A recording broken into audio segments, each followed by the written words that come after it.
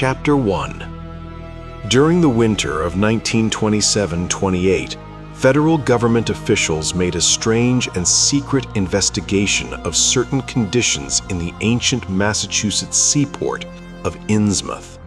The public first learned of it in February, when a vast series of raids and arrests occurred, followed by the deliberate burning and dynamiting, under suitable precautions, of an enormous number of crumbling, worm-eaten, and supposedly empty houses along the abandoned waterfront. Uninquiring souls let this occurrence pass as one of the major clashes in a spasmodic war on liquor. Keener news followers, however, wondered at the prodigious number of arrests, the abnormally large force of men used in making them, and the secrecy surrounding the disposal of the prisoners. No trials or even definite charges were reported, nor were any of the captives seen thereafter in the regular jails of the nation. There were vague statements about disease and concentration camps, and later about dispersal in various naval and military prisons, but nothing positive ever developed. Complaints from many liberal organizations were met with long confidential discussions, and representatives were taken on trips to certain camps and prisons. As a result, these societies became surprisingly passive and reticent. Newspaper men were harder to manage, but seemed largely to cooperate with the government in the end. Only one paper, a tabloid always discounted because of its wild policy, mentioned the deep-diving submarine that discharged torpedoes downward in the marine abyss just beyond Devil Reef. That item, gathered by chance in a haunt of sailors, seemed indeed rather far-fetched, since the low black reef lies a full mile and a half out from Innsmouth Harbor. But at last I am going to defy the ban on speech about this thing. Results, I am certain, are so thorough that no public harm save a shock of repulsion could ever accrue from a hinting of what was found by those horrified raiders at Innsmouth. For my contact with this affair has been closer than that of any other layman, and I have carried away impressions which are yet to drive me to drastic measures. It was I who fled frantically out of Innsmouth in the early morning hours of July 16, 1927, and whose frightened appeals for government inquiry and action brought on the whole reported episode. I was willing enough to stay mute while the affair was fresh and uncertain, but now that it is an old story, with public interest and curiosity gone, I have an odd craving to whisper about those few frightful hours in that ill-rumored and evilly shadowed seaport of death and blasphemous abnormality. I never heard of Innsmouth till the day before I saw it for the first and, so far, last time. I was celebrating my coming of age by a tour of New England, sightseeing, antiquarian, and genealogical, and had planned to go directly from ancient Newburyport to Arkham, whence my mother's family was derived. I had no car, but was traveling by train, trolley, and motor coach, always seeking the cheapest possible route. In Newburyport, they told me that the steam train was the thing to take to Arkham, and it was only at the station ticket office when I demurred at the high fare that I learned about Innsmouth.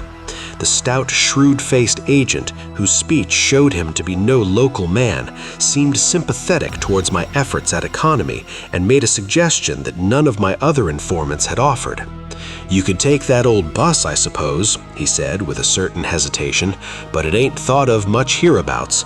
It goes through Innsmouth, you may have heard about that, so the people don't like it. Run by an Innsmouth fellow, Joe Sargent, but never gets any custom from here or Arkham either, I guess. Leaves the square, front of Hammond's drugstore at 10 a.m. and 7 p.m. unless they've changed lately. Looks like a terrible rattletrap. I've never been on it." That was the first I ever heard of shadowed Innsmouth.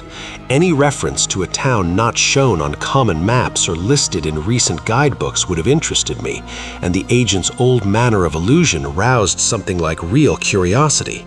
So I asked the agent to tell me something about it. He was very deliberate and spoke with an air of feeling slightly superior to what he said. Innsmouth? Well, it's a queer kind of town down at the mouth of the Manusette. Used to be almost a city, quite a port before the War of 1812, but all gone to pieces in the last 100 years or so. No railroad now, B&M never went through, and the branch line from Rowley was given up years ago. More empty houses than there are people, I guess, and no business to speak of except fishing and lobstering. Everybody trades mostly either here or in Arkham or Ipswich. Once they had quite a few mills, but nothing's left now except one gold refinery running on the leanest kind of part-time. That refinery, though, used to be a big thing, and Old Man Marsh, who owns it, must be richer than Croesus. Queer old duck, though, and sticks mighty close in his home.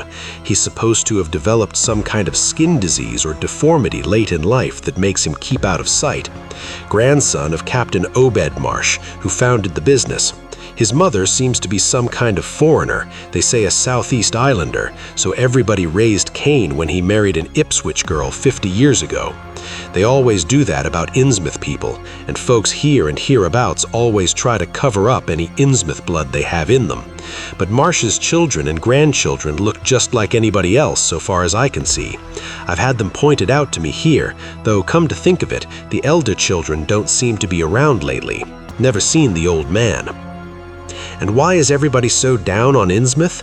Well, young fellow, you mustn't take too much stock in what people around here say. They're hard to get started, but once they do get started, they never let up.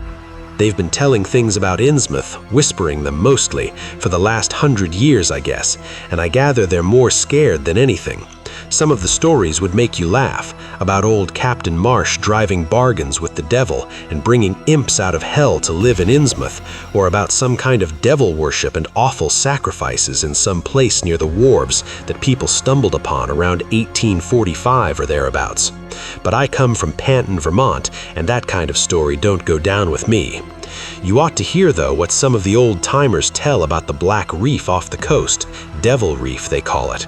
It's well above water a good part of the time, and never much below it, but at that you hardly could call it an island. The story is that there's a whole legion of devils seen sometimes on that reef, sprawled about or darting in and out of some kind of caves near the top. It's a rugged, uneven thing, a good bit over a mile out, and towards the end of shipping days, sailors used to make big detours just to avoid it. That is, sailors that didn't hail from Innsmouth. One of the things they had against old Captain Marsh was that he was supposed to land on it sometimes at night when the tide was right.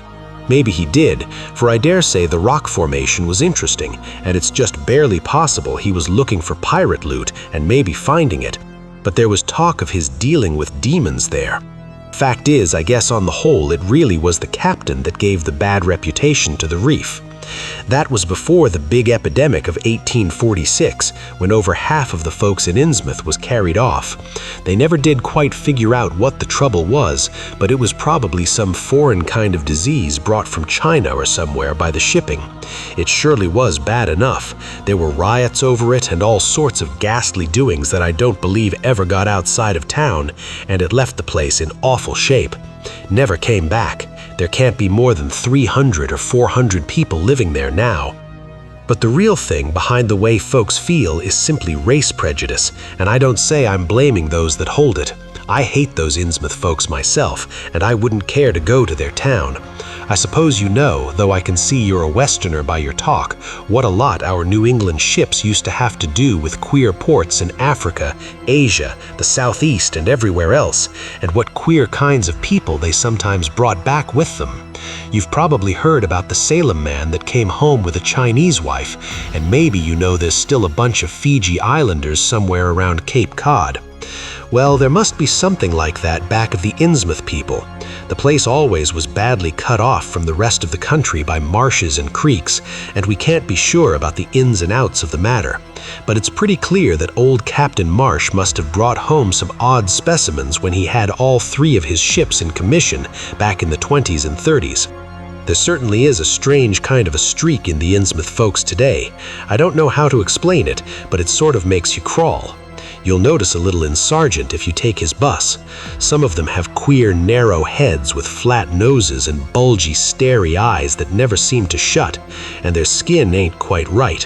rough and scabby, and the sides of their necks are all shriveled or creased up. Get bald too, very young. The older fellows look the worst. Fact is, I don't believe I've ever seen a very old chap of that kind. Guess they must die of looking in the glass. Animals hate them. They used to have lots of horse trouble before autos came in. Nobody can ever keep track of those people, and state school officials and census men have a devil of a time. You can bet that prying strangers aren't welcome around Innsmouth. I've heard personally of more than one business or government man who's disappeared there, and there's loose talk of one who went crazy and is out at Danvers now. They must have fixed up some awful scare for that fellow. That's why I wouldn't go at night if I was you. I've never been there and have no wish to go, but a daytime trip couldn't hurt you, even though the people hereabouts will advise you not to make it. If you're just sightseeing and looking for old-time stuff, Innsmouth ought to be quite a place for you. And so I spent part of that evening at the Newburyport Public Library looking up data about Innsmouth. The Essex County histories on the library shelves had very little to say, except that the town was founded in 1643, noted for shipbuilding before the Revolution, a seat of great marine prosperity in the early 19th century, and later a minor factory center using the Manaxet as power. The epidemic and riots of 1846 were very sparsely treated, as if they formed a discredit to the country. References to decline were few, though the significance of the later record was unmistakable. After the Civil War, all industrial life was confined to the Marsh Refining Company, and the marketing of gold ingots formed the only remaining bit of major commerce aside from the eternal fishing. Most interesting of all was a glancing reference to the strange jewelry vaguely associated with Innsmouth. It had evidently impressed the whole countryside more than a little, for mention was made of specimens in the Museum of Miskatonic University at Arkham and in the display room of the Newburyport Historical Society. I resolved to see the local sample, said to be a large, queerly proportioned thing evidently meant for a tiara, if it could possibly be arranged. The librarian gave me a note of introduction to the curator of the society, a Miss Anna Tilton, who lived nearby, and after a brief explanation, that ancient gentlewoman was kind enough to pilot me into the closed building, since the hour was not outrageously late. The collection was a notable one indeed, but in my present mood I had eyes for nothing but the bizarre object which glistened in a corner cupboard under the electric lights.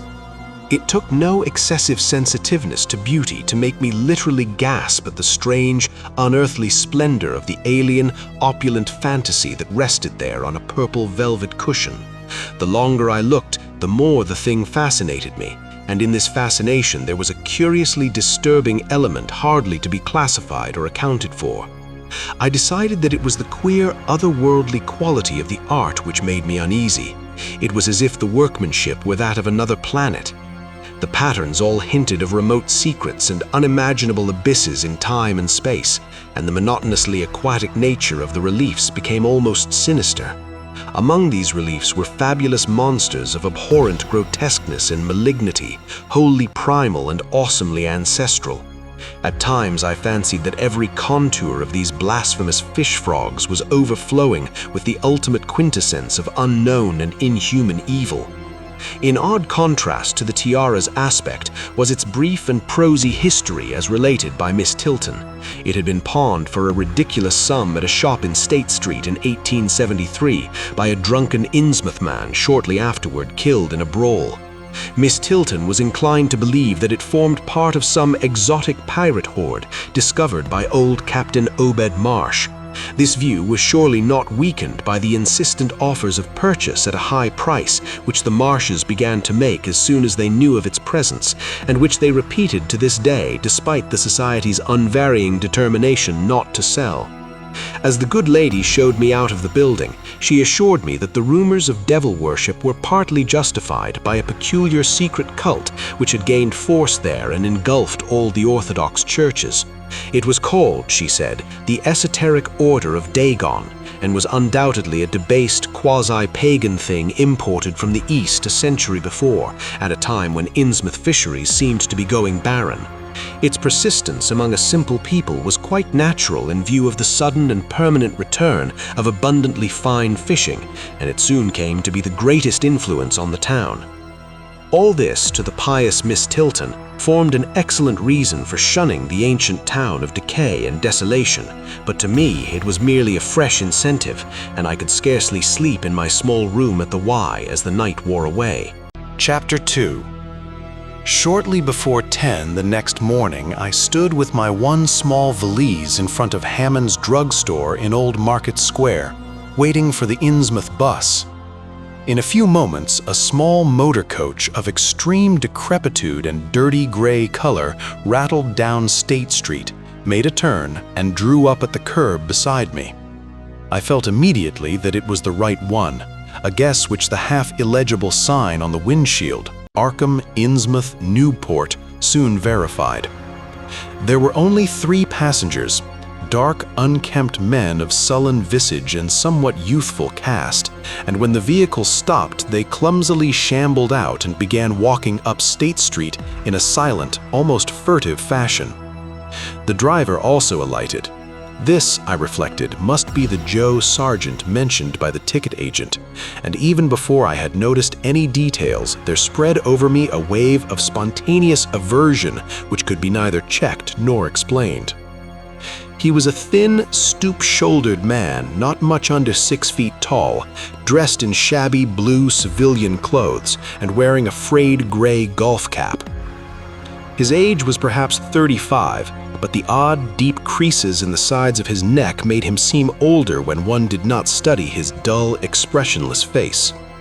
He had a narrow head, bulging, watery blue eyes that seemed never to wink, a flat nose, a receding forehead and chin, and singularly undeveloped ears.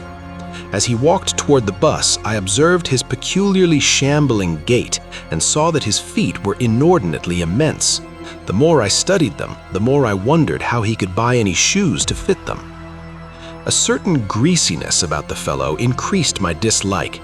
He was evidently given to working or lounging around the fish docks and carried with him much of their characteristic smell. Just what foreign blood was in him I could not even guess. I was sorry when I saw that there would be no other passengers on the bus. Somehow I did not like the idea of riding alone with this driver.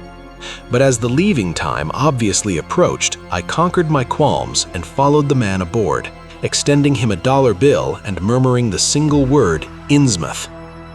At length, the decrepit vehicle started with a jerk and rattled noisily past the old brick buildings of State Street amidst a cloud of vapor from the exhaust. The day was warm and sunny, but the landscape of sand, sedge-grass, and stunted shrubbery became more and more desolate as we proceeded. Out the window, I could see the blue water and the sandy line of Plum Island, and we presently drew very near the beach as our narrow road veered off from the main highway to Rowley and Ipswich. At last, we lost sight of Plum Island and saw the vast expanse of the open Atlantic on our left. Our narrow course began to climb steeply, and I felt a singular sense of disquiet in looking at the lonely crest ahead where the rutted roadway met the sky. It was as if the bus were about to keep on its ascent, leaving the sane earth altogether and merging with the unknown arcana of upper air and cryptical sky. The smell of the sea took on ominous implications, and the silent driver's bent, rigid back and narrow head became more and more hateful. As I looked at him, I saw that the back of his head was almost as hairless as his face, having only a few straggling yellow strands upon a gray, scabrous surface. Then we reached the crest and beheld the outspread valley beyond, where the Monuxet joins the sea just north of the long line of cliffs that culminate in Kingsport Head. All my attention was captured by the nearer panorama just below me. I realized, come face to face with rumor-shadowed Innsmouth. It was a town of wide extent and dense construction, yet one with a portentous dearth of visible life. The vast huddle of sagging gambrel roofs and peaked gables conveyed with offensive clearness the idea of wormy decay, and as I approached, along the now descending road, I could see that many roofs had wholly caved in. Stretching inland, I saw the rusted, grass-grown line of the abandoned railway, with leaning telegraph poles now devoid of wires. Here and there, the ruins of wharves jutted out from the shore to end in indeterminate rottenness, those farthest south seeming the most decayed. And far out at sea, despite a high tide, I glimpsed a long black line scarcely rising above the water, yet carrying a suggestion of odd latent malignancy. This, I knew, must be Devil Reef. As I looked, a subtle, curious sense of beckoning seemed superadadded to the grim repulsion, and oddly enough, I found this overtone more disturbing than the primary impression. As the bus reached a lower level, I began to catch the steady note of a waterfall through the unnatural stillness. The leaning, unpainted houses grew thicker, lined both sides of the road, and displayed more urban tendencies than those we were leaving behind. The panorama ahead had contracted to a street scene, and in spots I could see where a cobblestone pavement and stretches of brick sidewalk had formerly existed. All the houses were apparently deserted, and there were occasional gaps where tumble-down chimneys and cellar walls told of buildings that had collapsed. Pervading everything was the most nauseous, fishy odor imaginable. And I was not to reach my destination with one other very strong impression of poignantly disagreeable quality. The bus had come to a sort of open concourse or radial point, with churches on two sides and the draggled remains of a circular green in the center, and I was looking at a large pillared hall on the right-hand junction ahead. The structure's once white paint was now gray and peeling, and the black and gold sign on the pediment was so faded that I could only with difficulty make out the words Esoteric Order of Dagon. The door of the church basement was open, revealing a rectangle of blackness inside. And as I looked, a certain object crossed or seemed to cross that dark rectangle, burning into my brain a momentary conception of nightmare, which was all the more maddening because analysis could not show a single nightmarish quality in it. It was a living object, the first except the driver that I had seen since entering the compact part of the town, and had I been in a steadier mood, I would have found nothing whatever of terror in it. Clearly, as I realized a moment later, it was the pastor, clad in some peculiar vestments, doubtless introduced since the Order of Dagon had modified the ritual of the local churches. The thing which had probably caught my first subconscious glance and supplied the touch of bizarre horror was the tall tiara he wore, an almost exact duplicate of the one Miss Tilton had shown me the previous evening. This, acting on my imagination, had supplied nameless, sinister qualities to the indeterminate face and robed, shambling form beneath it. A very thin sprinkling of repellent-looking youngish people now became visible on the sidewalks. Lone individuals and silent knots of 2 or 3. The lower floors of the crumbling houses sometimes harbored small shops with dingy signs, and I noticed a parked truck or two as we rattled along. The sound of waterfalls became more and more distinct, and presently I saw a fairly deep river gorge ahead, spanned by a wide, iron-railed highway bridge beyond which a large square opened out.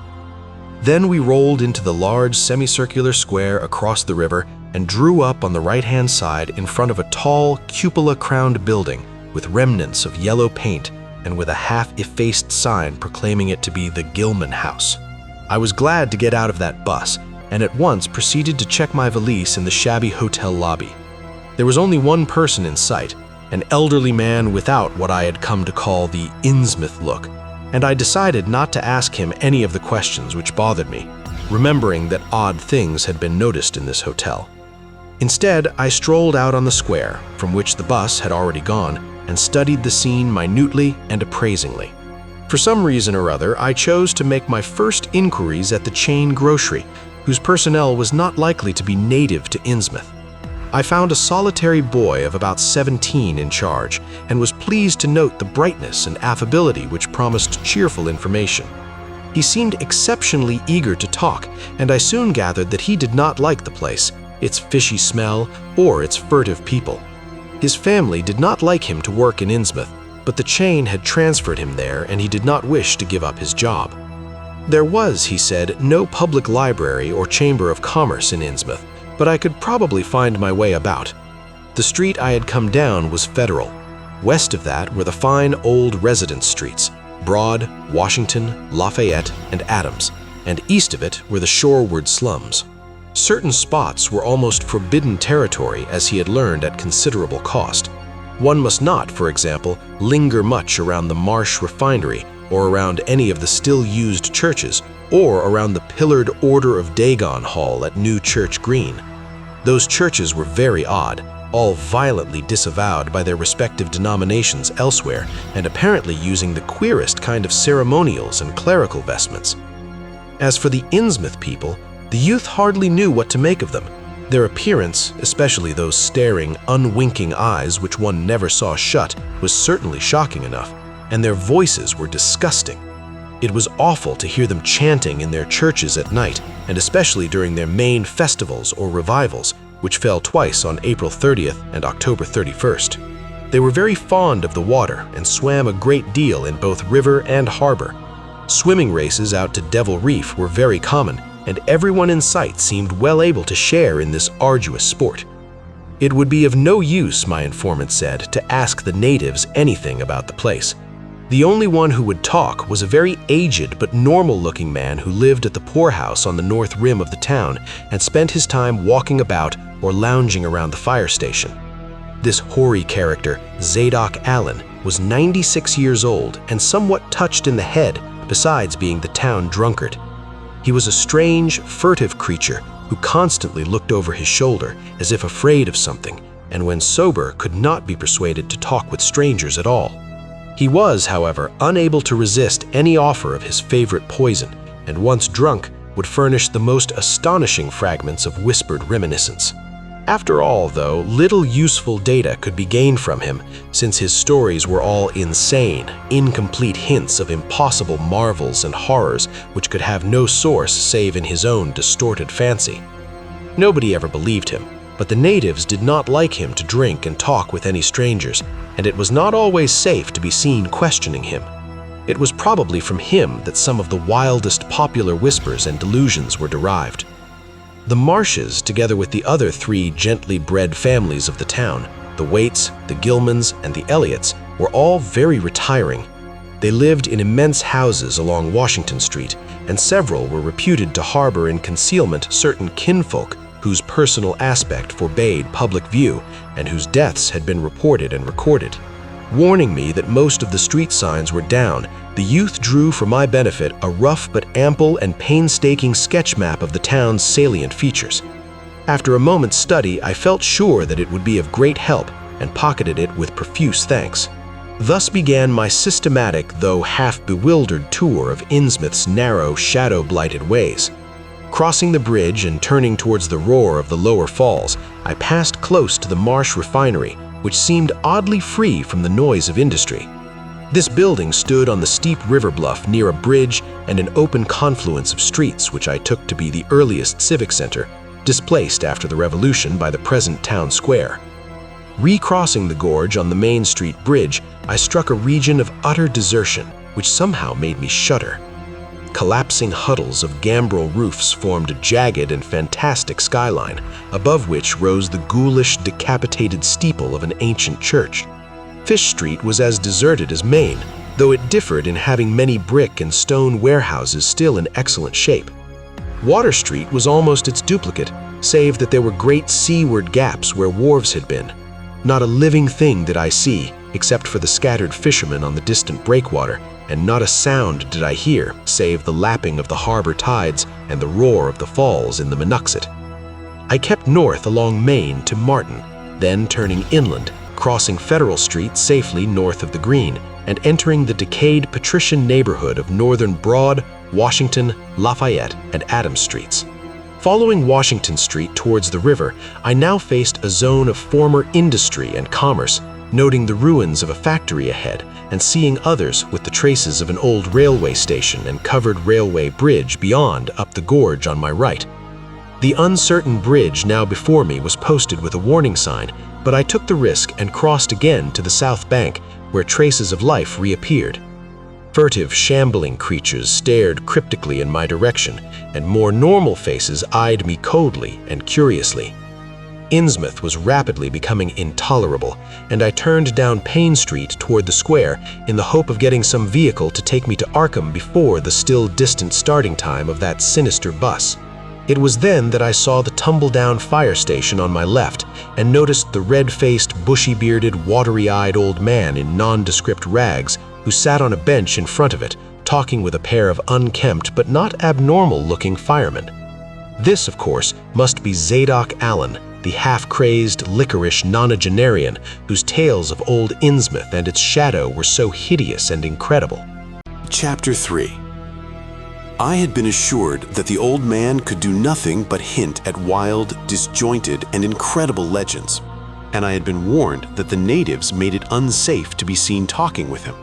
Yet the thought of this aged witness to the town's decay, with memories going back to the early days of ships and factories, was a lure that no amount of reason could make me resist.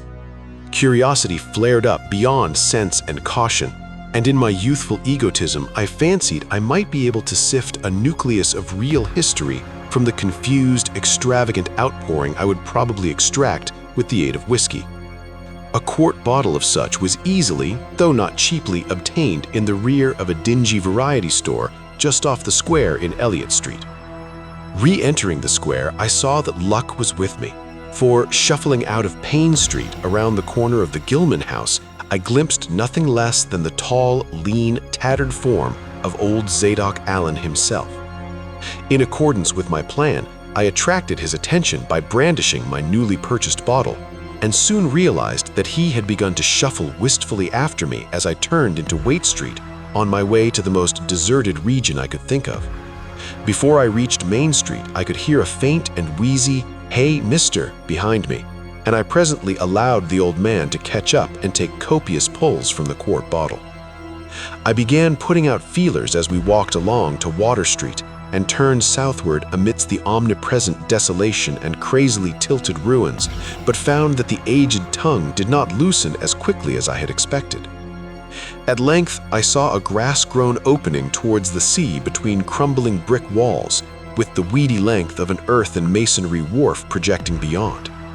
Piles of moss-covered stones near the water promised tolerable seats, and the scene was sheltered from all possible view by a ruined warehouse on the north.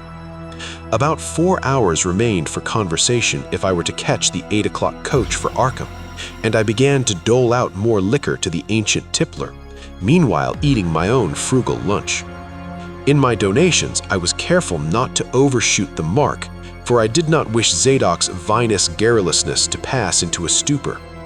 After an hour, his furtive taciturnity showed signs of disappearing, and something or other had caused his wandering gaze to light on the low, distant line of Devil Reef, then showing plainly and almost fascinatingly above the waves. He bent toward me, took hold of my coat lapel, and hissed out some hints that could not be mistaken. "There's where it all begun, that cursed place of all wickedness where the deep water starts. Gate of hell, sheer drop down to a bottom no soundin' line can tetch. Old Cap'n Obed done it.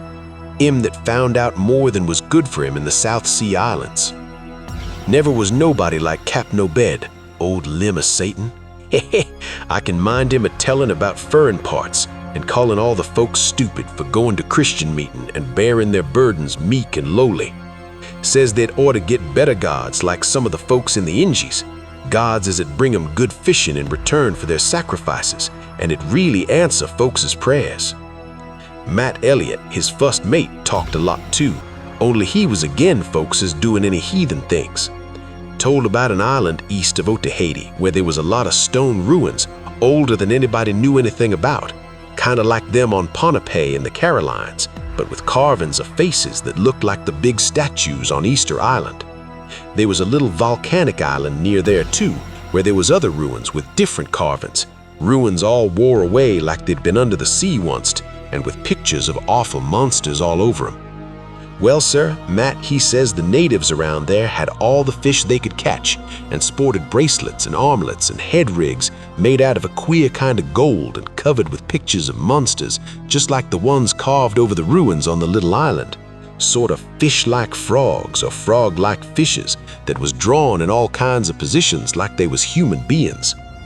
Nobody could get out of them where they got all the stuff, and all the other natives wondered how they managed to find fish in plenty, even when the very next islands had lean pickings. Matt, he got to wondering too, and so did Obed. Obed, he notices besides that lots of the handsome young folks had dropped out of sight for good from year to year, and that want many old folks around. Also, he thinks some of the folks looks darn queer even for Kanakies. It took Obed to get the truth out of them heathens. I don't know how he done it, but he begun by trading for the gold-like things they wore, asked him where they come from and if they could get more, and finally wormed the story out of the old chief, Wallachia they called him. Nobody but Obed would ever have believed the old yellow devil, but the captain could read folks like they was books. Nobody never believes me now when I tell him, and I don't suppose you will, young fella. Though come to look at you, ye have kind of them sharp reading eyes like Obed had. The old man's whisper grew fainter, and I found myself shuddering at the terrible and sincere portentousness of his intonation, even though I knew his tale could be nothing but drunken fantasy. Well, sir, Obed, he learnt that there's things on this earth as most folks never heard about and wouldn't believe if they did hear. It seems these Kanakies was sacrificing heaps of their young men and maidens to some kind of god things that lived under the sea and getting all kinds of favors in return. They met them things on the little islet with the queer ruins, and it seems them awful pictures of frogfish monsters was supposed to be pictures of these things. Maybe they was the kind of critters as got all the mermaid stories and such started. They had all kinds of cities on the sea bottom, and this island was heaved up from there. Seems they were some of the things alive in the stone buildings when the island come up sudden to the surface. That's how the Kanakies got wind they was down there, made sign talk as soon as they got over being scared, and pieced up a bargain before long. Them things liked human sacrifices, had 'em ages afore but lost track of the upper world after a time. What they'd done to the victims it ain't for me to say, and I guess Obed wa'n't none too sharp about asking, but it was all right with the heathens, because they'd been having a hard time and was desperate about everything. They give a certain number of young folks to the sea things twice every year, May Eve and Halloween, regular as could be. Also give some of the carved knickknacks they made. What the things agreed to give in return was a plenty of fish. They druv 'em in from all over the sea, and a few gold-like things now and then. When it came to mating with them toad-looking fishes, the Kanakies kind of balked, but finally they learnt something that put a new face on the matter. Seems these human folks has got a kind of relation to such water beasts, that everything alive came out of the water onst, and only needs a little change to go back again too. Them things told the Kanakies that if they mixed bloods, there'd be children as'd look human at first, but later turn more and more like the things, till finally they'd take to the water and join the main lot of things down there. And this is the important part, young fella. Them as turned into fish things and went into the water wouldn't never die. Them things never died except they was killed violent. Well, sir, it seems by the time Obed knowed them islanders, they was all full of fish blood from them deep water things. When they got old and begun to show it, they was kept hid until they felt like taking to the water and quitting the place. Some was more touched than others, and some never did change quite enough to take to the water, but mostly they turned out just the way them things said. Them as was born more like the things changed early, but them as was nearly human sometimes stayed on the island till they was past 70, though they'd usually go down under for trial trips before that. Folks as had taken to the water generally come back a good deal to visit, so as a man would often be talking to his own 5 times great-grandfather who'd left the dry land a couple of 100 years or so afore. Everybody got out of the idea of dying, except in canoe wars with the other islanders, or as sacrifices to the sea guards down below, or from snakebite, or plague, or sharp galloping ailments or something, before they could take to the water, but simply looked forward to a kind of change that wa'n't a bit horrible after a while.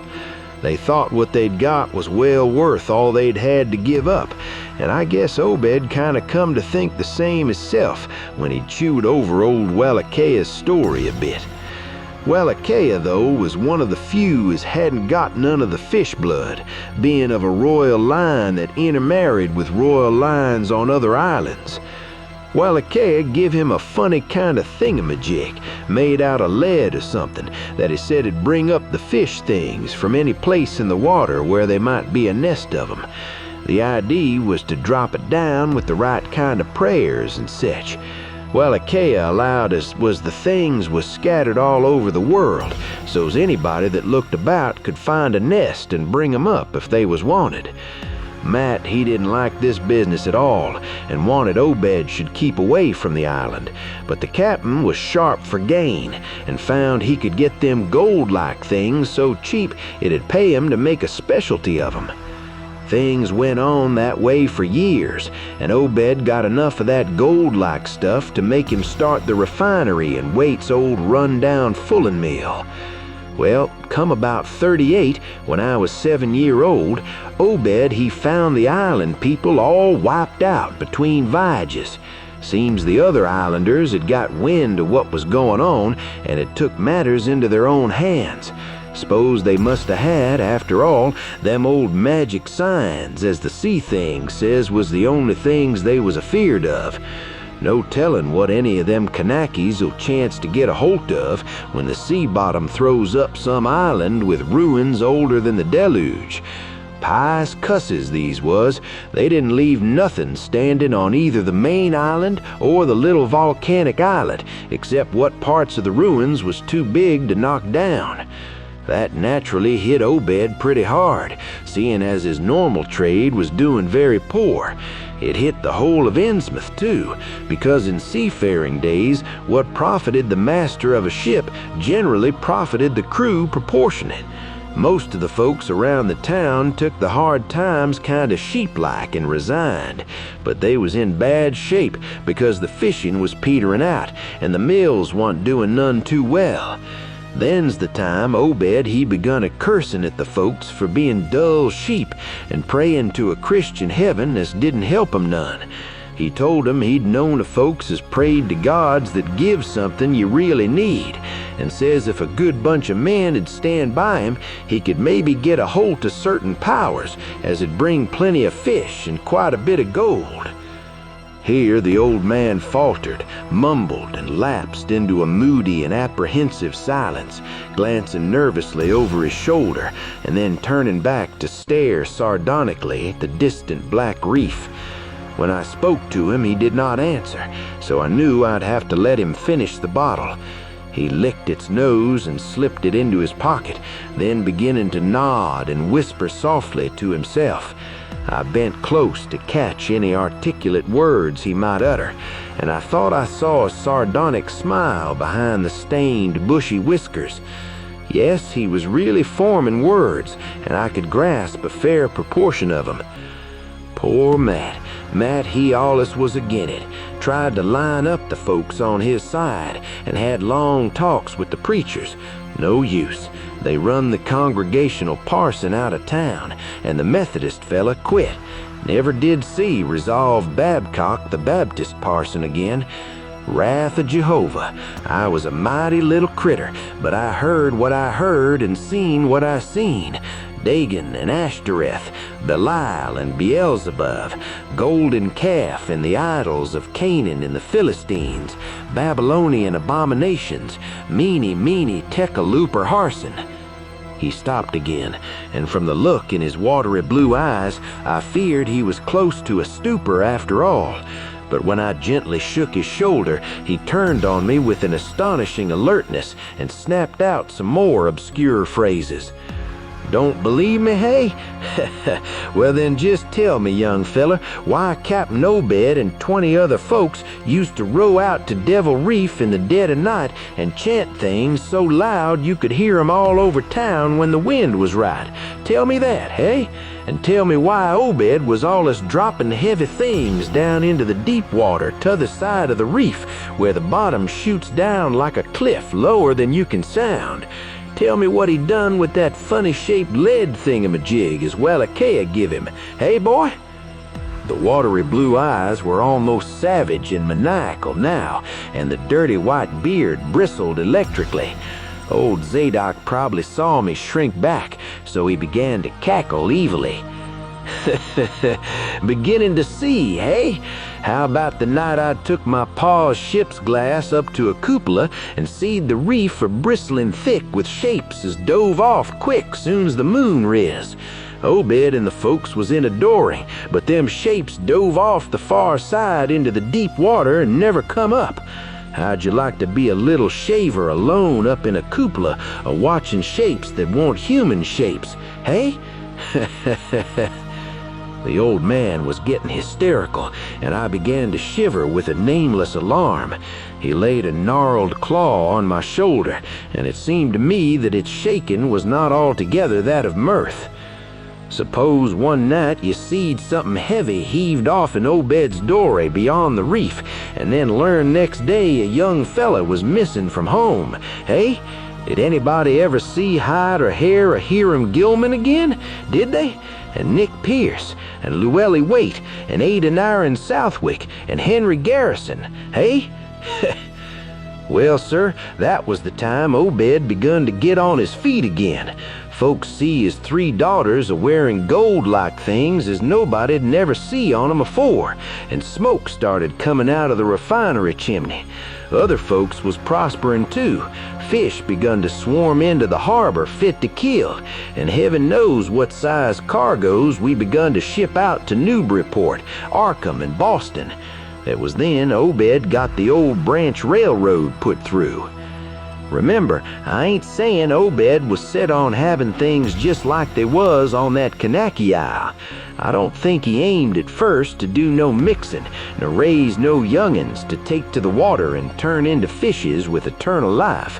He wanted them gold things, and was willing to pay heavy, and I guess the others was satisfied for a while. Come in '46, the town done some looking and thinking for itself. Too many folks missing, too much wild preaching at meeting on a Sunday, too much talk about that reef. I guess I done a bit by telling Selectman Mowry what I see from the cupola. They was a party one night as follered Obed's crowd out to the reef, and I heard shots betwixt the dories. Next day, Obed and 32 others was in jail, with everybody wondering just what was afoot and just what charge agin 'em could get to hold. God, if anybody had looked ahead, a couple of weeks later, when nothing had been thrown into the sea for that long. Zadok was showing signs of fright and exhaustion, and I let him keep silence for a while, though glancing apprehensively at my watch. The tide had turned and was coming in now, and the sound of the waves seemed to arouse him. That awful night, I seed 'em. I was up in the cupola. Hordes of 'em, swarms of 'em, all over the reef and swimming up the harbor into the Manaxet. God, what happened in the streets of Innsmouth that night? They rattled our door, but Pa wouldn't open. Then he clumb out the kitchen window with his musket to find Selectman Mowry and see what he could do. Mounds of the dead and the dying, shots and screams, shouting in Old Square and Town Square and New Church Green. Jail throwed open, proclamation, treason. Called it the plague when folks come in and found half our people missing. Nobody left but them as a giant in with Obed and them things, or else keep quiet. Never hear to my Pa no more. The old man was panting and perspiring profusely. His grip on my shoulder tightened. Everything cleaned up in the morning, but they was traces.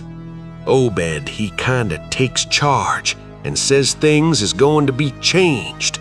Others'll worship with us at meeting time, and satin houses has got to entertain guests. They wanted to mix like they done with the Kanakis, and he for one didn't feel bound to stop 'em. Far gone was Obed, just like a crazy man on the subject. He says they brung us fish and treasure and should have what they hankered arter. Nothing was to be different on the outside, only we was to keep shy of strangers if we knowed what was good for us. We all had to take the oath of Dagon, and later on they was second and third oaths that some of us took. Them as it helped special They'd get special rewards, gold and such. No use balking, for there was millions of 'em down there. They'd rather not start rising and wiping out humankind, but if they was gave away and forced to, they could do a lot toward just that. Yield up enough sacrifices and savage knickknacks and harborage in the town when they wanted it, and they'd let well enough alone. All in the band of the faithful, order of Dagon, and the children should never die, but go back to the Mother Hydra and Father Dagon, what we all come from amongst. Ya, Cthulhu Ftan, Punglu Yimglana Cthulhu Rilye Wignalag Ftan. Old Zadok began to moan now, and tears were coursing down his channeled cheeks into the depths of his beard. God, what I seen since I was 15-year-old. Mene, Tekel, Ufar Sin. The folks as was missing, and thems that kilt theirselves. Thems that told things in Arkham or Ipswich or sech places was all called crazy, like you're a-calling me right now. But God, what I seen. They'd a kilt me long ago for what I know, only I'd took the first and second oaths of Dagon off an Obed, so was protected, unless in a jury of 'em proved I told things knowing and deliberate. But I wouldn't take the third oath. I'd a died ruther'n take that. It got wuss around Civil War time, when children born since 46 begun to grow up. Some of 'em, that is. I was afraid. Never did no prying after that awful night, and never see one of them close to in all my life. That is, never no full-blooded one. Barnabas Marsh, that runs the refinery now, is Obed's grandson by his first wife, son of Onesiphorus, his eldest son, but his mother was another of thems that weren't never seed outdoors. Right now, Barnabas is about changed, can't shut his eyes no more, and is all out of shape. They say he still wears clothes, but he'll take to the water soon. The sound of the incoming tide was now very insistent, and little by little it seemed to change the old man's mood from maudlin tearfulness to watchful fear. He would pause now and then to renew those nervous glances over his shoulder or out towards the reef, and despite the wild absurdity of his tale, I could not help but beginning to share his vague apprehensiveness. Zadok Mao grew shriller and seemed to be trying to whip up his courage with louder speech. "Hey, you, why don't you say something? How'd you like to be living in a town like this, with everything a-rotten and dying, and boarded-up monsters crawling and bleating and barking and hopping around black cellars and attics every way you turn, hey? Well, sir, let me tell you that ain't the worst."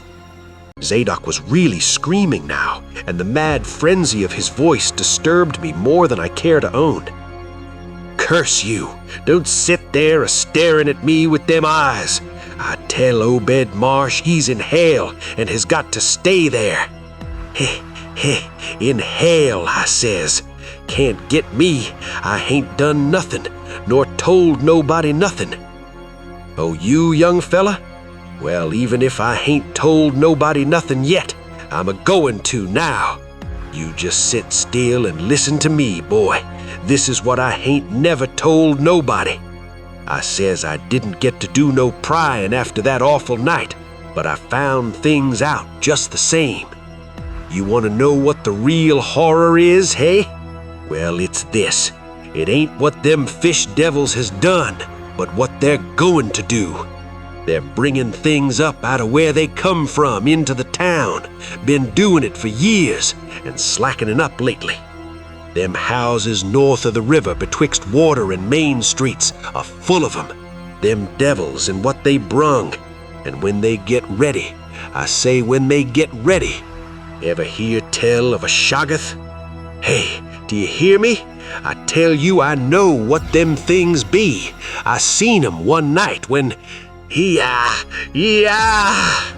The hideous suddenness and inhuman frightfulness of the old man's shriek almost made me faint.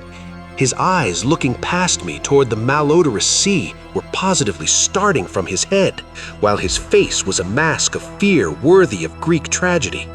His bony claw dug monstrously into my shoulder, and he made no motion as I turned my head to look at whatever he had glimpsed. There was nothing that I could see, only the incoming tide, with perhaps one set of ripples more local than the long-flung line of breakers. But now Zadok was shaking me, and I turned back to watch the melting of that fear-frozen face into a chaos of twitching eyelids and mumbling gums. Presently his voice came back, albeit as a trembling whisper. "Get out of here! Get out of here! They seen us! Get out for your life!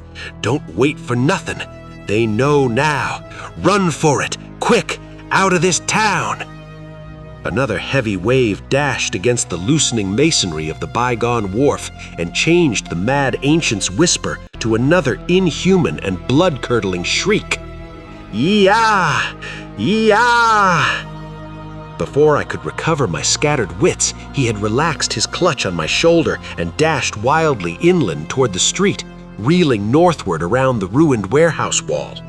I glanced back at the sea, but there was nothing there, and when I reached Water Street and looked along it toward the north, there was no remaining trace of Zadok Allen. Chapter 4. I can hardly describe the mood in which I was left by this harrowing episode, an episode at once mad and pitiful, grotesque and terrifying. The grocery boy had prepared me for it, yet the reality left me nonetheless bewildered and disturbed. Puerile that the story was, old Zadok's insane earnestness and horror had communicated to me a mounting unrest, which joined with my earlier sense of loathing for the town and its blight of intangible shadow. The hour had grown perilously late. My watch said 7:15, and the Arkham bus left town square at 8, so I tried to give my thoughts as neutral and practical a cast as possible, meanwhile walking rapidly through the deserted streets of gaping roofs and leaning houses toward the hotel where I had checked my valise and would find my bus. Studying the grocery youth's map and seeking a route I had not traversed before, I chose Marsh Street instead of State for my approach to town square. Near the corner of Fall Street, I began to see scattered groups of furtive whisperers, and when I finally reached the square, I saw that almost all the loiterers were congregated around the door of the Gilman house. It seemed as if many bulging, watery, unwinking eyes looked oddly at me as I claimed my valise in the lobby, and I hoped that none of these unpleasant creatures would be my fellow passengers on the coach. The bus, rather early, rattled in with 3 passengers somewhat before 8, and an evil-looking fellow on the sidewalk muttered a few indistinguishable words to the driver. I was, it appeared, in very bad luck. There had been something wrong with the engine, despite the excellent time made from Newburyport, and the bus could not complete the journey to Arkham. No, it could not possibly be repaired that night, nor was there any other way of getting transportation out of Innsmouth, either to Arkham or elsewhere. Sargent was sorry, but I would have to stop over at the Gilman. Probably the clerk would make the price easy for me, but there was nothing else to do. Almost dazed by this sudden obstacle and violently dreading the fall of night in this decaying and half-unlighted town, I left the bus and re-entered the hotel lobby, where the sullen, queer-looking night clerk told me I could have room 428 on next the top floor, large but without running water, for $1. Despite what I had heard of this hotel in Newburyport, I signed the register, paid my $1, let the clerk take my valise, and followed that sour, solitary attendant up 3 creaking flights of stairs, past dusty corridors which seemed wholly devoid of life. My room, a dismal rear one with 2 windows and bare, cheap furnishings, overlooked a dingy courtyard otherwise hemmed in by low, deserted brick blocks and commanded a view of decrepit westward-stretching roofs with a marshy countryside beyond. At the end of the corridor was a bathroom, a discouraging relic with ancient marble bowl, tin tub, faint electric light, and musty wooden paneling around all the plumbing fixtures. As twilight deepened, I turned on the one feeble electric bulb over the cheap iron-framed bed and tried as best I could to read. I felt it advisable to keep my mind wholesomely occupied, for it would not do to brood over the abnormalities of this ancient, blight-shadowed town while I was still within its borders. The insane yarn I had heard from the aged drunkard did not promise very pleasant dreams, and I felt I must keep the image of his wild, watery eyes as far as possible from my imagination. Another thing that disturbed me was the absence of a bolt on the door of my room. One had been there, as marks clearly showed, but there were signs of recent removal. No doubt it had become out of order, like so many other things in this decrepit edifice. In my nervousness, I looked around and discovered a bolt on the clothes press, which seemed to be of the same size, judging from the marks, as the one formerly on the door. To gain a partial relief from the general tension, I busied myself by transferring this hardware to the vacant place with the aid of a handy 3-in-1 device, including a screwdriver, which I capped on my keyring. The bolt fitted perfectly, and I was somewhat relieved when I knew that I could shoot it firmly upon retiring. There were adequate bolts on the 2 lateral doors to connecting rooms, and these I proceeded to fasten. I did not undress, but decided to read till I was sleepy, and then lie down with only my coat, collar, and shoes off. Taking a pocket flashlight from my valise, I placed it in my trousers so that I could read my watch if I woke up later in the dark. Drowsiness, however, did not come, and when I stopped to analyze my thoughts, I found to my disquiet that I was really unconsciously listening for something that I dreaded but could not name. At length, feeling a fatigue that had nothing of drowsiness in it, I bolted the newly outfitted hall door, turned off the light, and threw myself down on the hard, uneven bed, coat, collar, shoes, and all. In the darkness, every faint noise of the night seemed magnified, and a flood of doubly unpleasant thoughts swept over me. I was sorry I had put out the light, yet was too tired to rise and turn it on again. Then, after a long, dreary interval, and prefaced by a fresh creaking of stairs and corridor, there came that soft, damnably unmistakable sound which seemed like a malign fulfillment of all my apprehensions. Without the least shadow of a doubt, the lock on my hall door was being tried, cautiously, furtively, tentatively, with a key. The change in the menace from vague premonition to immediate reality was a profound shock and fell upon me with the force of a genuine blow. It never once occurred to me that the fumbling might be a mere mistake. Malign purpose was all I could think of, and I kept deathly quiet, awaiting the would-be intruder's next move. After a time, the cautious rattling ceased, and I heard the room to the north entered with a passkey. Then the lock of the connecting door to my room was softly tried. The bolt held, of course, and I heard the floor creak as the prowler left the room. After a moment, there came another soft rattling, and I knew that the room to the south of me was being entered. Again, a furtive trying of a bolted connecting door, and again a receding creaking. This time, the creaking went along the hall and down the stairs, so I knew that the prowler had realized the bolted condition of my doors and was giving up his attempt for a time. The one thing to do was to get out of that hotel alive as quickly as I could, and through some channel other than the front stairs and lobby.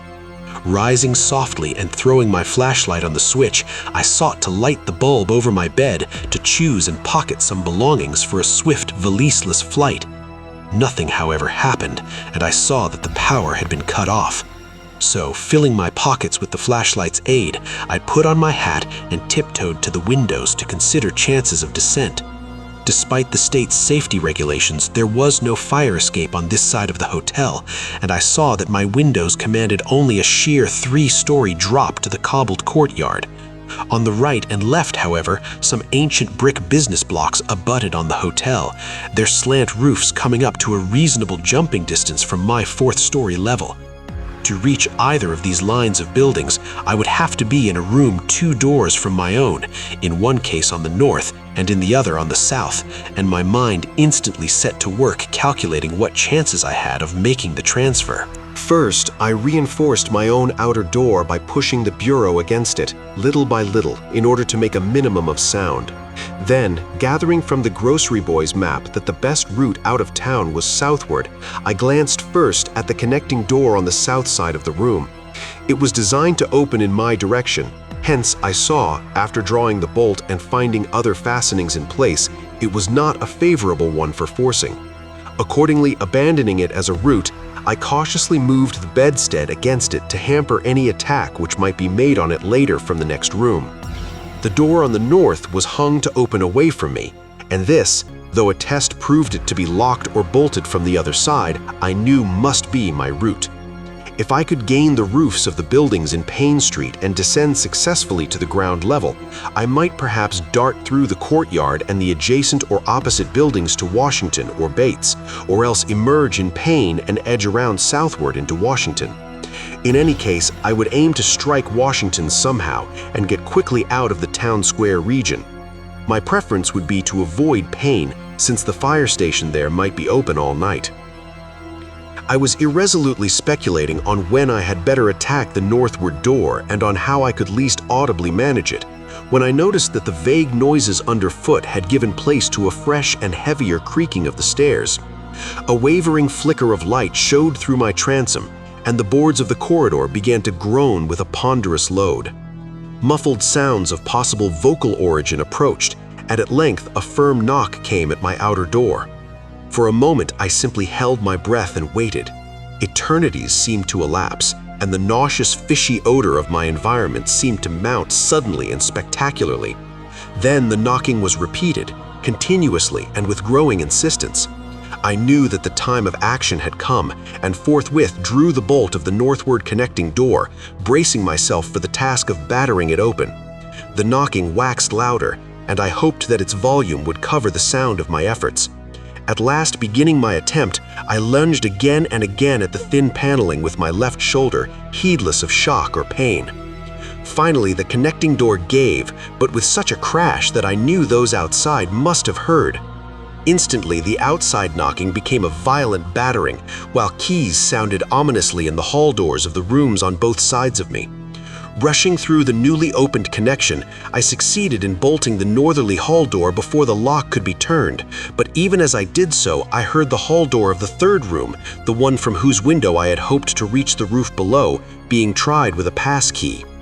For an instant, I felt absolute despair, since my trapping in a chamber with no window egress seemed complete. Then, with a dazed automatism, I made for the next connecting door and performed the blind motion of pushing at it in an effort to get through. Sheer fortunate chance gave me my reprieve, for the connecting door before me was not only unlocked, but actually ajar. In a second, I was through, and had my right knee and shoulder against a hall door which was visibly opening inward. My pressure took the opener off guard, for the thing shut as I pushed, so that I could slip the well-conditioned bolt as I had done with the other door. As I gained this respite, I heard the battering at the two other doors abate, while a confused clatter came from the connecting door I had shielded with the bedstead. Evidently, the bulk of my assailants had entered the southerly room and were massing in a lateral attack. But at the same moment, a pass key sounded in the next door to the north, and I knew that a nearer peril was at hand. The northward connecting door was wide open, but there was no time to check the already turning lock in the hall. All I could do was shut and bolt the open connecting door, as well as its mate on the opposite side, pushing a bedstead against the one and a bureau against the other, and moving a washstand in front of the hall door. I must, I saw, trust to such makeshift barriers to shield me till I could get out the window and on the roof of the Payne Street block. But even in this acute moment, my chief horror was something apart from the immediate weakness of my defenses. I was shuddering because not one of my pursuers, despite some hideous pantings, gruntings, and subdued barkings at odd intervals, was uttering an intelligible vocal sound. As I moved the furniture and rushed towards the windows, I heard a frightful scurrying along the corridor towards the room north of me and perceived that the southward battering had ceased. Plainly, most of my opponents were about to concentrate against the feeble connecting door they knew must open directly on me. Outside, the moon played on the ridgepole of the block below, and I saw that the jump would be desperately hazardous because of the steep surface on which I must land. The clatter at the northerly connecting door was now terrific, and I saw that the weak paneling was beginning to splinter. Obviously, the besiegers had brought some ponderous object into play as a battering ram. The bedstead, however, still held firm, so that I at least had a faint chance of making good my escape. As I opened the window, I noticed that it was flanked by heavy velour draperies suspended from a pole by brass rings, and also that there was a large projecting catch for the shutters on the exterior. Seeing a possible means of avoiding the dangerous jump, I yanked at the hangings and brought them down, pole and all, then quickly hooking 2 of the rings in the shutter catch and flinging the drapery outside. The heavy folds reached fully to the abutting roof, and I saw that the rings and catch would be likely to bear my weight. So, climbing out the window and down the improvised rope ladder, I left behind me forever the morbid and horror-infested fabric of the Gilman house. I landed safely on the loose slates of the steep roof and succeeded in gaining the gaping black skylight without a slip. The place inside was ghoulish looking, but I was past minding such impressions and made at once for the staircase revealed by my flashlight, after a hasty glance at my watch, which showed the hour to be 2 a.m. The steps creaked, but seemed tolerably sound, and I raced down past a barn-like second story to the ground floor. The desolation was complete, and only echoes answered my footsteps. The hallway inside was black, and when I reached the opposite end, I saw that the street door was wedged immovably shut. Resolved to try another building, I groped my way towards the courtyard, but stopped short when close to the doorway. For out of an opened door in the Gilman house, a large crowd of doubtful shapes was pouring, lanterns bobbing in the darkness, and horrible croaking voices exchanging low cries in what was certainly not English. Their features were indistinguishable, but their crouching, shambling gait was abominably repellent. And worst of all, I perceived that one figure was strangely robed and unmistakably surmounted by a tall tiara of a design altogether too familiar. Again, groping towards the street, I opened a door off the hall and came upon an empty room with closely shuttered but sashless windows.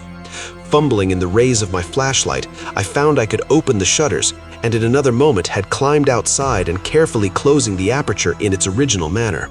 I walked rapidly, softly, and close to the ruined houses. At Bates Street, I drew into a yawning vestibule while 2 shambling figures crossed in front of me, but was soon on my way again and approaching the open space where Elliott Street obliquely crosses Washington at the intersection of South. Though I had never seen this space, it had looked dangerous to me on the grocery youth's map, since the moonlight would have free play there. There was no use trying to evade it, for any alternative course would involve detours of possibly disastrous visibility and delaying effect. The only thing to do was to cross it boldly and openly, imitating the typical shamble of the Innsmouth folk as best I could, and trusting that no one, or at least no pursuer of mine, would be there. Just how fully the pursuit was organized, and indeed just what its purpose might be, I could form no idea. There seemed to be unusual activity in the town, but I judged that the news of my escape from the Gilman had not yet spread. The open space was, as I had expected, strongly moonlit, but my progress was unimpeded, and no fresh sound arose to hint that I had been spied. Glancing about me, I involuntarily let my pace slacken for a second to take in the sight of the sea, gorgeous in the burning moonlight at the street's end. Far out beyond the breakwater was the dim, dark line of Devil Reef. Then, without warning, I saw the intermittent flashes of light on the distant reef. My muscles tightened for panic flight, held in only by a certain unconscious caution and half-hypnotic fascination. And to make matters worse, there now flashed forth from the lofty cupola of the Gilman house, which loomed up to the northeast behind me, a series of analogous though differently spaced gleams, which could be nothing less than an answering signal. I now bent to the left, around the ruinous green, still gazing toward the ocean as it blazed in the spectral summer moonlight, and watching the cryptical flashing of those nameless, unexplainable beacons. It was then that the most horrible impression of all was borne in upon me, the impression which destroyed my last vestige of self-control and sent me running frantically southward past the yawning black doorways and fishily staring windows of that deserted nightmare street. for at a closer glance I saw that the moonlit waters between the reef and the shore were far from empty. They were alive with a teeming horde of shapes swimming inward toward the town. My frantic running ceased before I had covered a block, for at my left I began to hear something like the hue and cry of organized pursuit. There were footsteps and guttural sounds, and a rattling motor wheezed south along Federal Street. In a second, all my plans were utterly changed. For if the southward highway were blocked ahead of me, I must clearly find another exit from Innsmouth. I paused and drew into a gaping doorway, reflecting how lucky I was to have left the moonlit open space before these pursuers came down the parallel street. Then I thought of the abandoned railway to Rowley, whose solid line of ballasted, weed-grown earth still stretched off to the northwest from the crumbling station on the edge of the river gorge. There was just a chance that the townsfolk would not think of that. Drawing inside the hall of my deserted shelter, I once more consulted the grocery boy's map with the aid of the flashlight. The immediate problem was how to reach the ancient railway, and now I saw that the safest course was ahead to Babson Street, then west to Lafayette, there edging around but not crossing an open space homologous to the one I had traversed, and subsequently back northward and westward in zigzagging line through Lafayette, Bates, Adams, and Bank Streets, the latter skirting the river gorge, to the abandoned and dilapidated station I had seen from my window. My reason for going ahead to Babson was that I wished neither to recross the earlier open space nor to begin my westward course along a cross street as broad as south. I crossed the street to the right-hand side in order to edge around into Babson as inconspicuously as possible. In Babson Street, I clung as closely as possible to the sagging, uneven buildings, twice pausing in a doorway as the noises behind me momentarily increased. The open space ahead shone wide and desolate under the moon, but my route would not force me to cross it.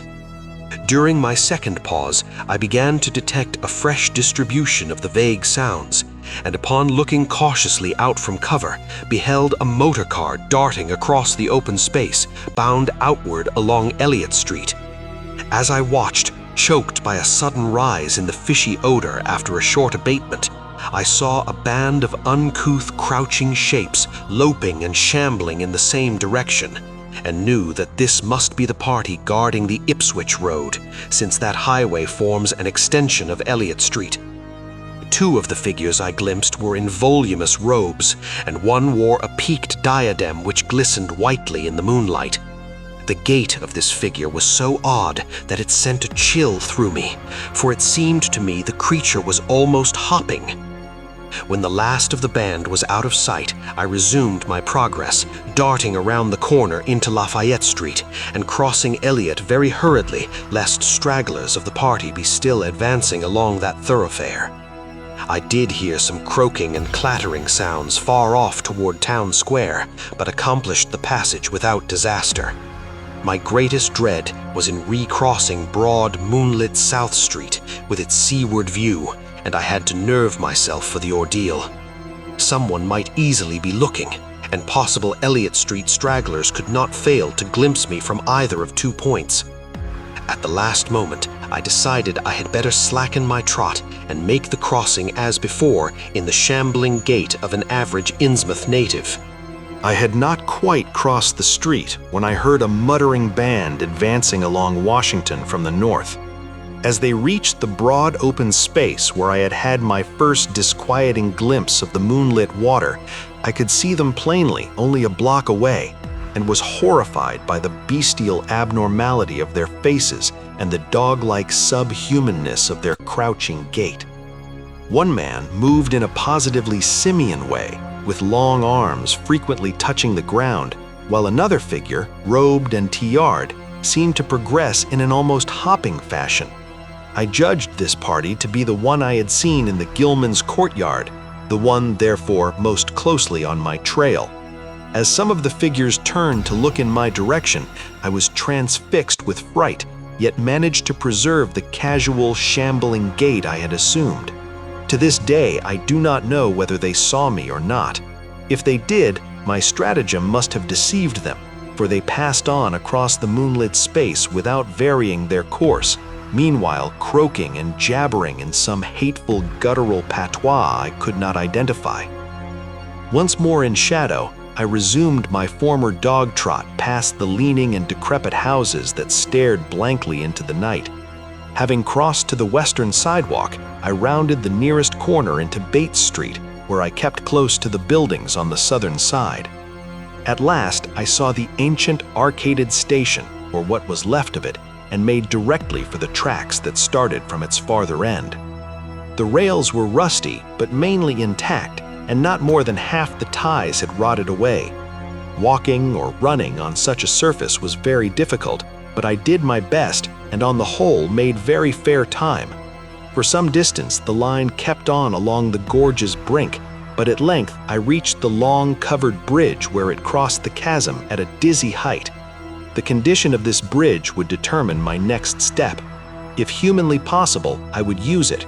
If not, I would have to risk more street wandering and take the nearest intact highway bridge. The vast, barn-like length of the old bridge gleamed spectrally in the moonlight, and I saw that the ties were safe for at least a few feet within. Entering, I began to use my flashlight and was almost knocked down by the cloud of bats that flapped past me. About halfway across, there was a perilous gap in the ties, which I feared for a moment would halt me, but in the end I risked a desperate jump, which fortunately succeeded. I was glad to see the moonlight again when I emerged from that macabre tunnel. The old tracks crossed River Street at a grade, and at once veered off into a region increasingly rural and with less and less of Innsmouth's abhorrent fishy odor.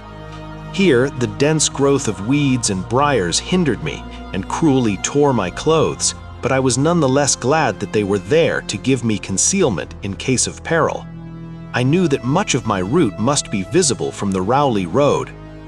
The marshy region began very shortly with the single track on a low, grassy embankment. Then came a sort of island of higher ground where the line passed through a shallow open cut choked with bushes and brambles.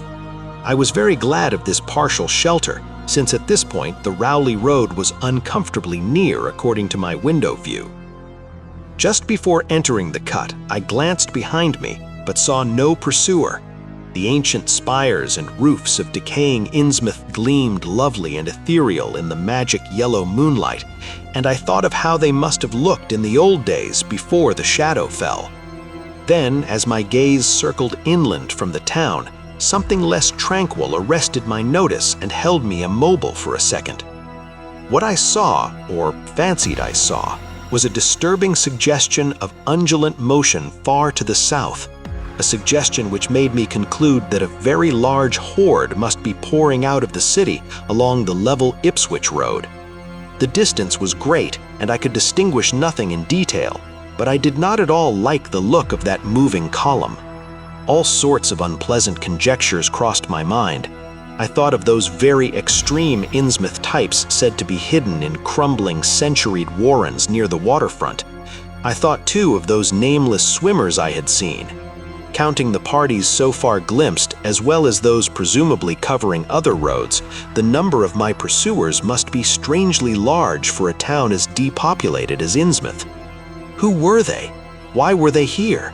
And if such a column of them is scouring the Ipswich Road, would the patrols on the other roads likewise be augmented? I had entered the brush-grown cut and was struggling along at a very slow pace when that damnable fishy odor again waxed dominant.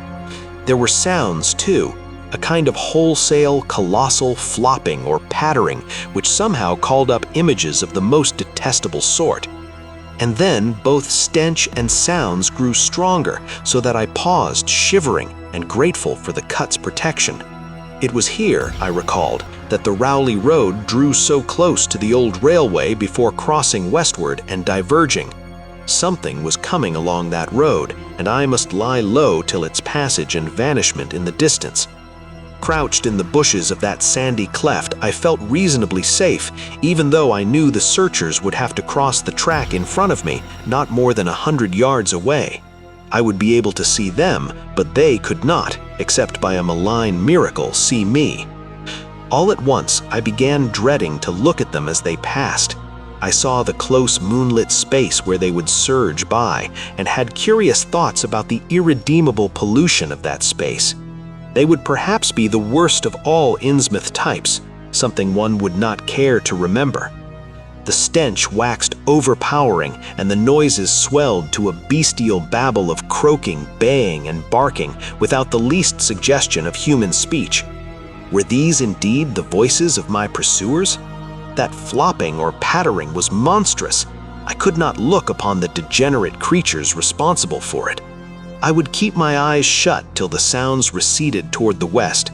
The horde was very close now, the air foul with their hoarse snarlings, and the ground almost shaking with their alien-rhythmed footfalls.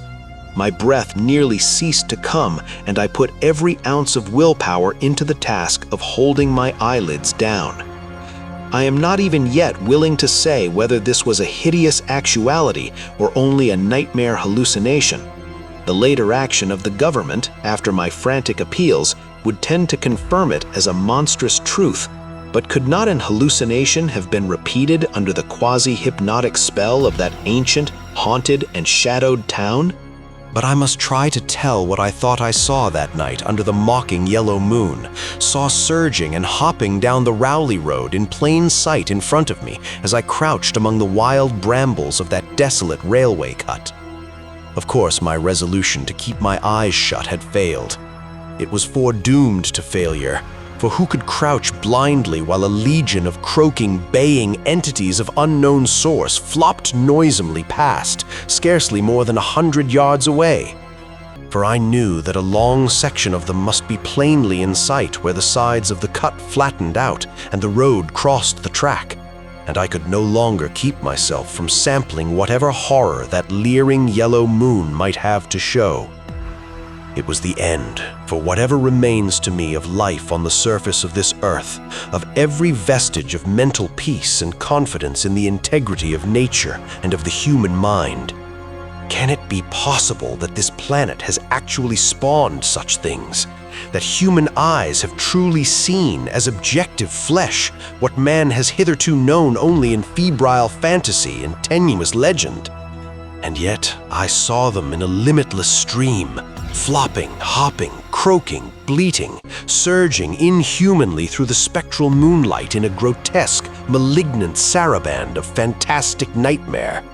And some of them had tall tiaras of that nameless whitish gold metal, and some were strangely robed, and one who led the way was clad in a ghoulishly humped black coat and striped trousers, and had a man's felt hat perched on the shapeless thing that answered for a head. I think their predominant color was a grayish green, though they had white bellies. They were mostly shiny and slippery, but the ridges of their backs were scaly. Their forms vaguely suggested the anthropoid, while their heads were the heads of fish, with prodigious bulging eyes that never closed. At the sides of their necks were palpitating gills, and their long paws were webbed. They hopped irregularly, sometimes on 2 legs and sometimes on 4. I was somehow glad that they had no more than 4 limbs. Their croaking, baying voices, clearly used for articulate speech, held all the dark shades of expression which their staring faces lacked. But for all of their monstrousness, they were not unfamiliar to me. I knew too well what they must be, for was not the memory of that evil tiara at Newburyport still fresh? They were the blasphemous fish frogs of the nameless design, living and horrible, and as I saw them, I knew also of what that humped tiaraed priest in the black church basement had so fearsomely reminded me. Their number was past guessing. It seemed to me that there were limitless swarms of them, and certainly my momentary glimpse could have shown only the least fraction. In another instant, everything was blotted out by a merciful fit of fainting, the first I had ever had. Chapter 5. It was a gentle daylight rain that awaked me from my stupor in the brush-grown railway cut, and when I staggered out to the roadway ahead, I saw no trace of any prints in the fresh mud.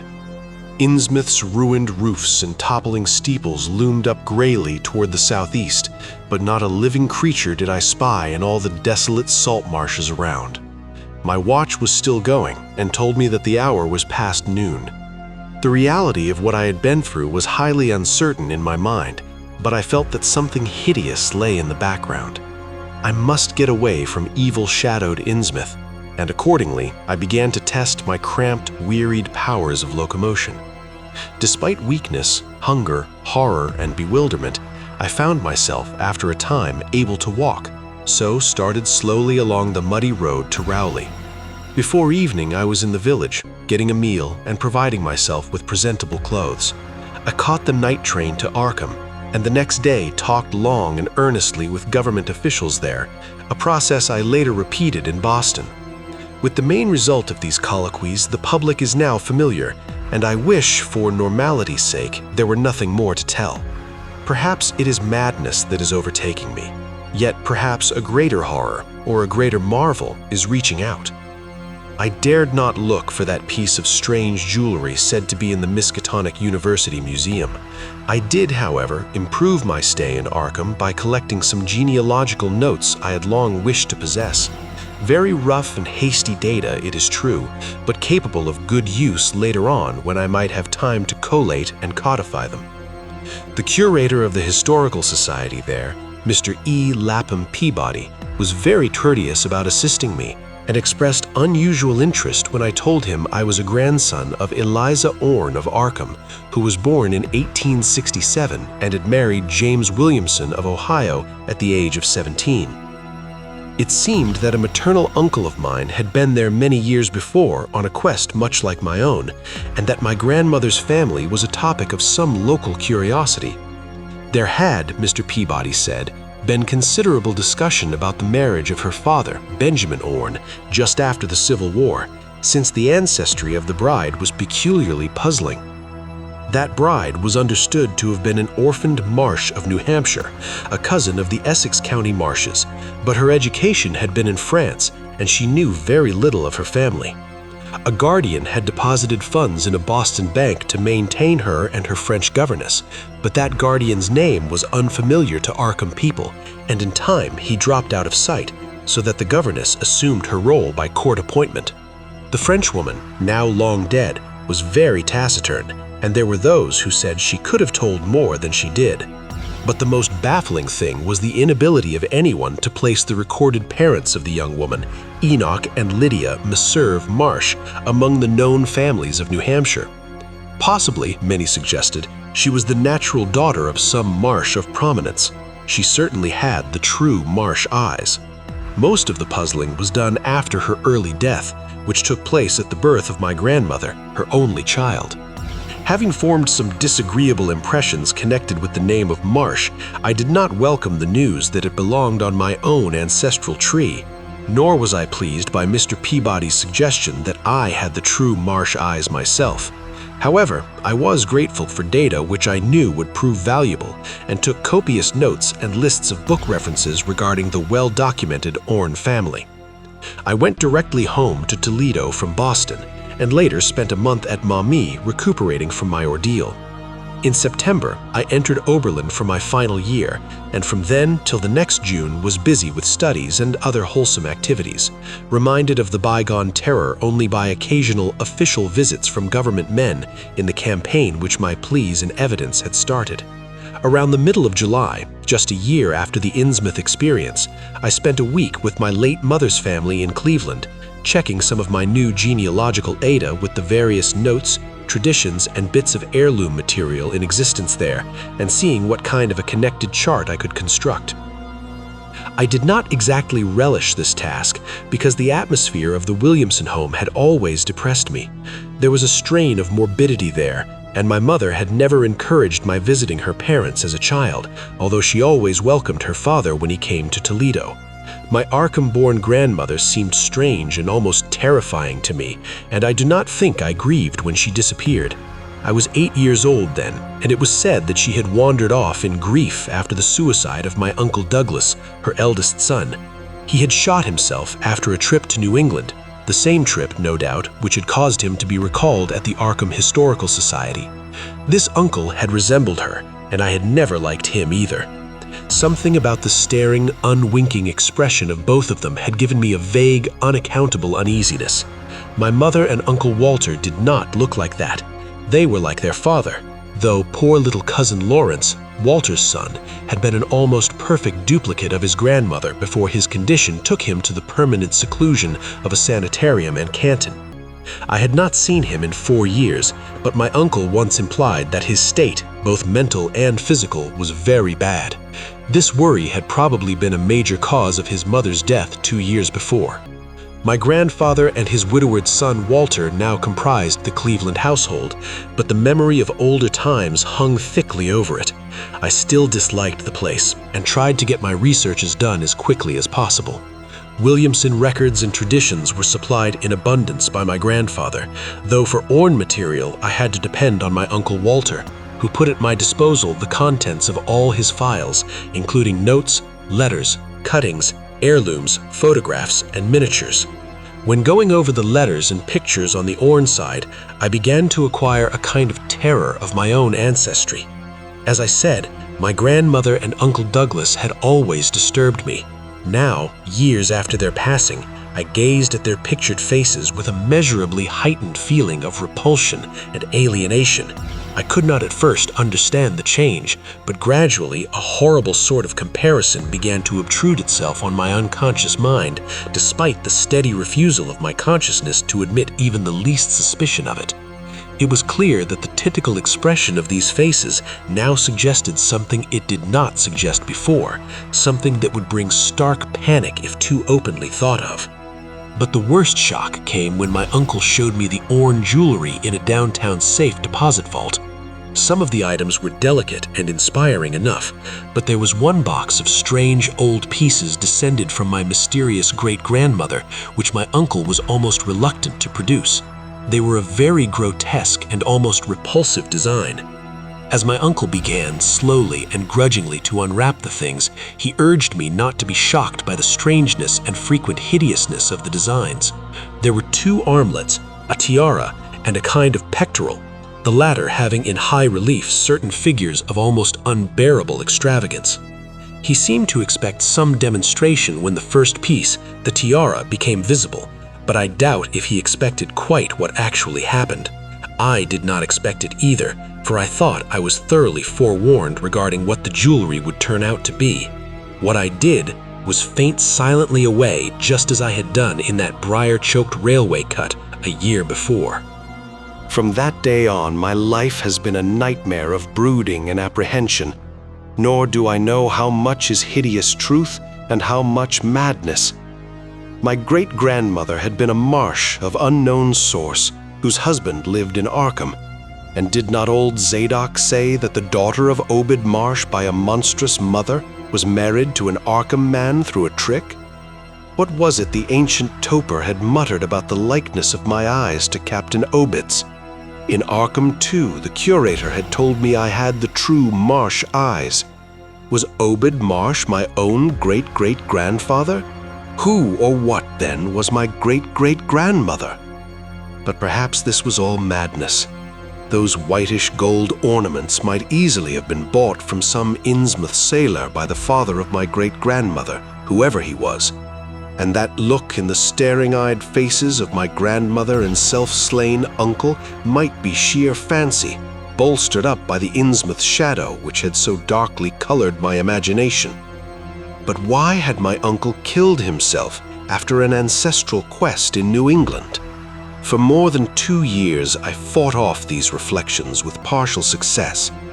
My father secured me a place in an insurance office, and I buried myself in routine as deeply as possible. In the winter of 1930-31, however, the dreams began. They were very sparse and insidious at first, but increased in frequency and vividness as the weeks went by. Great watery spaces opened out before me, and I seemed to wander through titanic sunken porticos and labyrinths of weedy cyclopean walls and grotesque fishes as my companions. Then the other shapes began to appear, filling me with nameless horror the moment I awoke. But during the dreams, they did not horrify me at all. I was one with them, wearing their unhuman trappings, treading their aqueous ways, and praying monstrously at their evil sea-bottom temples. There was much more than I could remember, but even what I did remember each morning would be enough to stamp me as a madman or a genius if ever I dared write it down. Some frightful influence, I felt, was seeking gradually to drag me out of the sane world of wholesome life into unnameable abysses of blackness and alienage, and the process told heavily on me. My health and appearance grew steadily worse, till finally I was forced to give up my position and adopt the static, secluded life of an invalid. Some odd nervous affliction had me in its grip, and I found myself at times almost unable to shut my eyes. It was then that I began to study the mirror with mounting alarm. The slow ravages of disease are not pleasant to watch, but in my case there was something subtler and more puzzling in the background. My father seemed to notice it too, for he began looking at me curiously and almost affrightedly. What was taking place in me? Could it be that I was coming to resemble my grandmother and Uncle Douglas? One night I had a frightful dream in which I met my grandmother under the sea. She lived in a phosphorescent palace of many terraces with gardens of strange leprous corals and grotesque brachiate efflorescences, and welcomed me with a warmth that may have been sardonic. She had changed, as those who take to the water change, and told me she had never died. Instead, she had gone to a spot her dead son had learned about and had leapt to a realm whose wonders, destined for him as well, he had spurned with a smoking pistol. This was to be my realm too. I could not escape it. I would never die, but would live with those who had lived since before man ever walked the earth. I met also that which had been her grandmother. For 80,000 years Pfethia Lai had lived in Yunanthli, and thither she had gone back after Obed Marsh was dead. Yunanthli was not destroyed when the upper earthmen shot death into the sea. It was hurt, but not destroyed. The deep ones could never be destroyed, even though the Paleogene magic of the forgotten old ones might sometimes check them. For the present they would rest, but someday, if they remembered, they would rise again for the tribute great Cthulhu craved. It would be a city greater than Innsmouth next time. They had planned to spread and had brought up that which would help them, but now they must wait once more. For bringing the upper earthmen's death I must do a penance, but that would not be heavy. This was the dream in which I saw a Shoggoth for the first time, and the sight set me awake in a frenzy of screaming. That morning, the mirror definitely told me I had acquired the Innsmouth look. So far, I have not shot myself as my Uncle Douglas did. I bought an automatic and almost took the step, but certain dreams deterred me. The tense extremes of horror are lessening, and I feel queerly drawn towards the unknown sea deeps instead of fearing them. I hear and do strange things in sleep, and awake with a kind of exultation instead of terror. I do not believe I need to wait for the full change as most have waited. If I did, my father would probably shut me up in a sanitarium as my poor little cousin is shut up. Stupendous and unheard-of splendors await me below, and I shall seek them soon. Ya Rai Li, Cthulhu Tung, Ya, Ya. No, I shall not shoot myself. I cannot be made to shoot myself. I shall plan my cousin's escape from that Canton madhouse, and together we shall go to marvel-shadowed Innsmouth. We shall swim out to that brooding reef in the sea, and dive down through black abysses to Cyclopean and many-columned Yunanthli, and in that lair of the deep ones we shall dwell amidst wonder and glory forever.